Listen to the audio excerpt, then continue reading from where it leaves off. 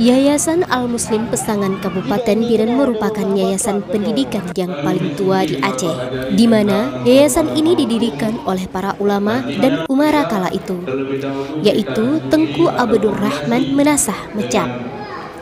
Diketahui Yayasan Al-Muslim mempunyai universitas, institut agama Islam, dan juga pesantren.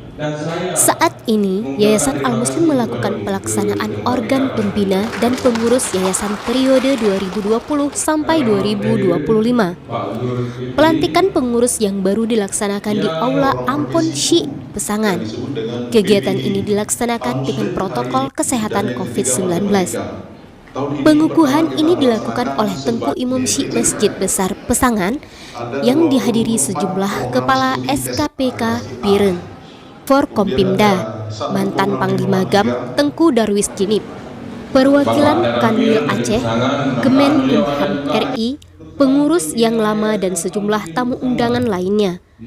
Pada pelaksanaan kegiatan ini juga diberikan santunan kepada anak yatim.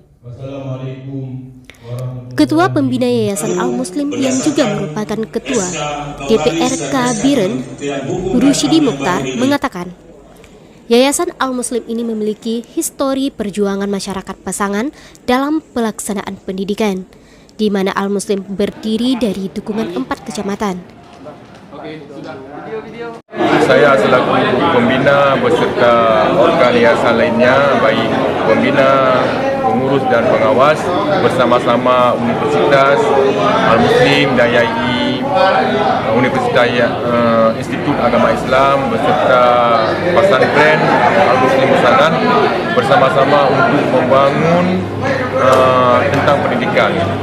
Dan insyaAllah dengan dukungan masyarakat 4 kecamatan, baik Kecamatan Pesangan, Jangka, Selatan dan Tiblaku secara khusus dan umumnya Kabupaten Biren dan Aceh, mudah-mudahan pendidikan di Pesangan atau di Universitas Al-Muslim jaya seperti semula.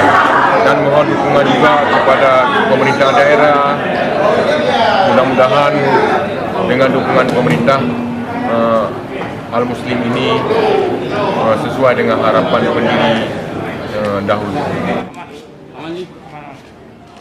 Oke, sudah.